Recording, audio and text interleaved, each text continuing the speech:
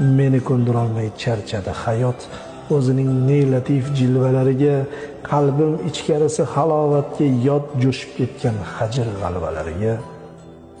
Nasihat istamas qaysar nigohim, dahr kemasida eshkagim iymon, meni kuzatmoqda axir Allohim, qo'rqita olurmi to'rttala tomon. Sabolar tinglangiz ko'nglim ohini, uzating eng sari yallolariga, ko'zlarim ichiga botgan qayg'uni alishman dunyoning tillolariga. Men shunday tug'ildim, shunday. Assalomu alaykum, rahmatullohi barakatuh. Hammalar yaxshimisizlar, tuzukmisizlar? Bizani gapirishadi-yu odamlar, bu blogerlar, vaynlar olishadi, komediyniy narsalar u yoq bu yoq, kimdirga yoqadi, kimdirga yoqmaydi. Ishonasizlar, men shu 2 kun ichida men bitta narsani tushunib yetdim. Qanaqa kontent qilishimizdan qat'iy nazar, shaxsan menda shunaqa katta auditoriya bor ekanki, shunaqa duogo'y opa-singillarim, podpischiklarim bor ekan, men hayron qoldim. Ishonasizlarmi? Instagramga kirishga bugun umuman vaqtim bo'lmadi, boya kirdim.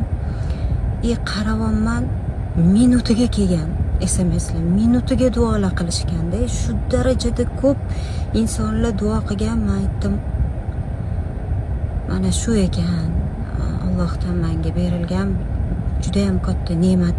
Chunki biz bilmaymiz-da, aynan kimning duosi ijobat bo'ladi, kim Allohga yaqinroq. Bir og'iz duo so'rab yozganman, juda ham ko'p insonlar duo qilishgan. Alloh hammanglardan rozi bo'lsin. Ota-onam, o'zi ota-onalar shunaqa bo'ladi-yu, bilasizlar-ku, bildirishmaydi-da. Mana biz ham e'tiborlimiz ularning sog'liqlariga, lekin bunchalik darajaga kelib qolganini bilmaganmiz-da. Har doim yaxshiman qizim, yaxshiman deb yurishadi-ku. Endi bundan buyog'iga yanada e'tiborli bo'lamiz. Yaxshiman deyishsa ham qurbinglar yetsa, ota-onanglarni borib tekshirtiringlar, sog'liqlariga e'tiborli bo'linglar. Уже bunaqa atmosferaga men tushmaganimga juda boshqacha holatga tushib qoldim, to'g'risi. Alhamdulillah, hammasi orqada qoldi. 2 kundan keyin Sirdaryoga olib ketamiz. Hammanglarga kattakon rahmat. Bizda hammasi yaxshi. Xavotir olganlarga rahmat, sog' bo'ling. Qizlarjonlar, har doim Instagramga stories qo'ysam, gapirgan gaplarim qolib, qizlar meni yuzimni so'rashyapti. Endigi storiesim Moskvadagi qizlar uchun. Agar sizlarga yaxshi kosmetolog, mana shunaqa yaxshi rezultat qilib beradigan kosmetolog kerak bo'lsa, satin va kumushni sizlarga maslahat beraman. Juda ham zo'r qiladilar. Hozir bilasizlar, Instagramda neudachniy qilingan protseduralarni dastidan qizlarning yuzlari ishib, juda ham xunuk holatlarga kelib qolyapti.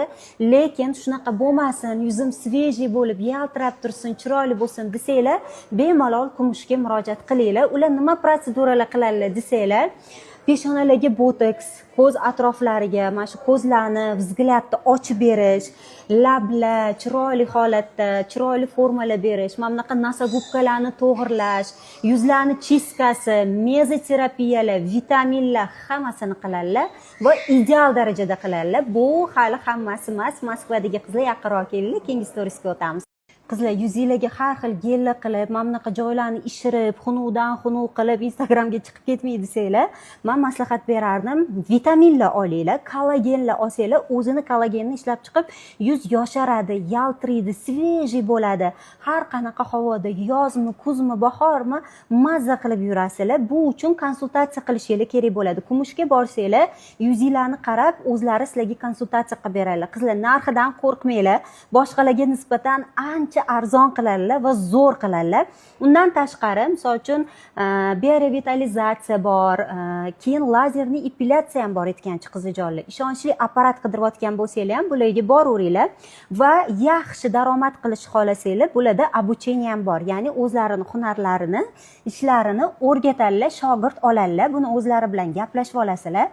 Yaxshi, zo'r, professional darajada o'rganaman kosmetologiyani desanglar, kumushga murojaat qilinglar.